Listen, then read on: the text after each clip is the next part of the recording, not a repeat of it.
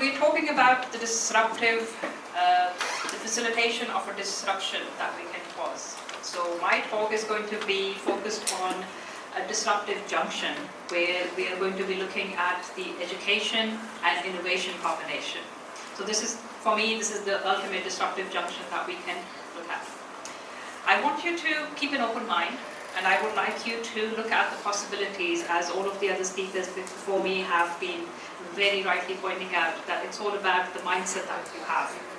So I want you to have a look at the innovation definition that's there, and this talks about how we look at things. When we say innovation, the first thing that comes into mind is new products, new ideas, new ways of doing things. Okay?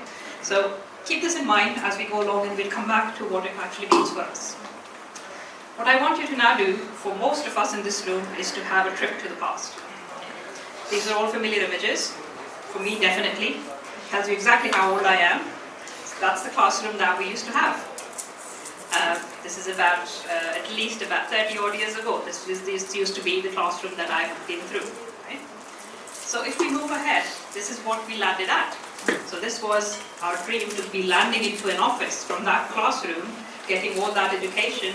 The idea for us to be in the office, so no pun intended. The office was the fascination, having an office, being an employee. Let's come back to today. This is where we are right now. Our classrooms have dramatically changed. Now, EdTech plays a major role in our classrooms. This is a collaborative environment. This is an environment where we are asking learners to sit down with each other, look at the resources by themselves. There's an influx of tremendous information. They have to make sure that they find the right kind of information for themselves. They need to use technologies. We had not heard of Moodle or Meta or Google Classrooms or Canvas or Blackboard. These were things which are alien to us. This is something that is now being utilized for the workforce because they enter a collaborative workspace. We expect them to be collaborators. We expect them to be problem solvers. But are those tools enough? That's the question. Is it still working out that way? Because remember the first point where I'm talking about my classroom. I don't think I was prepared to be in the real world. With everything that I was taught in the classroom, I had to go back, step into the workplace, and realize the first thing was I know nothing. I now need to start becoming somebody who's performing well, who's adapting to that environment, who's working with other people, who's looking at the performance factors, who's looking at the bigger picture. None of that was something that we discussed in the classroom. Today's classroom, we hope, is enabling our employees to do such things. Now let's have a look at what is going to happen to the classroom in the future. As much as we can imagine, in the next few years, learning is going to be transforming at a very, very fast pace. I'd like to quote a futurist. That's another term that people have now. You can be futurists. So a futurist called Thomas Frey, he works at the Da Vinci Institute. According to him, the future classroom is going to take place in the mind of the learner. It's not going to be a physical space, it's not going to be a sit-down space, it's not going to be schools, universities, it's going to be the mind of the learner. Are we actually creating those minds? The workplace of the future. So the future is going to look like something that we still cannot even perceive.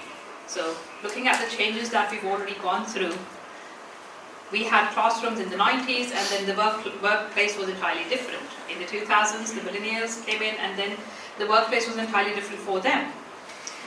The pandemic transformed everything on its head. What's going to happen in the next few years? The next couple of decades, not too far ahead.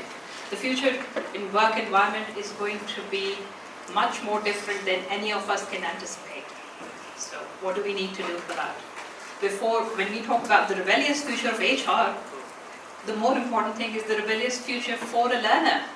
So until we look at the learning disruption, we cannot be looking at HR disruption. The workplace needs to have people who can adapt, who are flexible.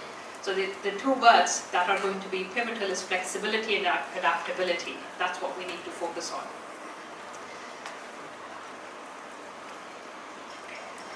Okay. And the next thing that we need to look at is how do we develop people? What kind of people are we looking to develop? What does HR actually need? The right kind of candidates. But what are those right kind of candidates? For me, I think my understanding is that we need to look at developing head and heart leaders. These are dynamic people who can understand how functioning with other works. They are able to transform their own workspace. They're also able to collaborate with each other via virtual distances or within the physical space as well.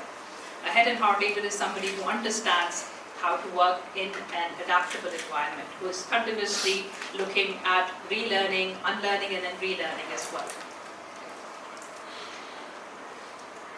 The biggest factor for somebody who can engage in the workplace of the future is going to be a combination of will and skill.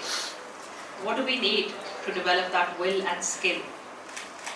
The first thing that we need to give them is that nurturing environment, that opportunity to learn outside of the physical classroom, outside of the formal classroom as well. Learning cannot be consistent, transition, information sharing. It has to be collaborative and it has to be innovative. The will and the skill is where we need to focus on, and that automatically will help us develop the capacity, the knowledge, and the emotional intelligence. And in terms of innovation, an ounce of execution is going to be worth a ton of theory in the workplace. That's what we need to focus on. It cannot be theoretical, it cannot be things about what we should be doing, it should be something that has to be future ready. We need to be looking at not preparing the future for our youth, we need to be looking at how do we shape individuals who can then shape their own future. That's the task at hand. So we always talk about let's create a future for the next generation. We can't do that. We need to be able to look at creating those individuals who have that capacity to shape up their own lives, transform other lives across their circle as well. Learning has always been something which is a builder of capacities. Add to that activity-based learning, which is training, and that's an effective enabler as well. But we all know here, all of us working in different organizations, working within the organization, running organizations, looking at leading other people, we understand the key thing. Performance is where the value is. How do you look at creating that good performer, that excellent performer in an organization? The next word that comes to mind is empowerment. You empower them.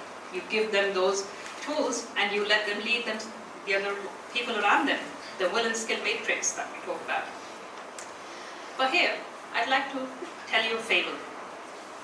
So, a 19th century surgeon and a 19th century teacher went through some time traveling, transported to the modern world. The surgeon was put into an operating room, and the teacher was put into a classroom. The surgeon is completely lost, has no idea what to do, has never dreamt about the techniques and the capacity and the technology and just the paraphernalia in the surgical space, doesn't understand what to do. The teacher, on the opposite side, has always been a teacher, is still going to stand in the lecture room and stop delivering a lecture. That is what needs to be changing. You cannot have innovation in any of the other circles, in any of the other industries or workplaces without innovating education first.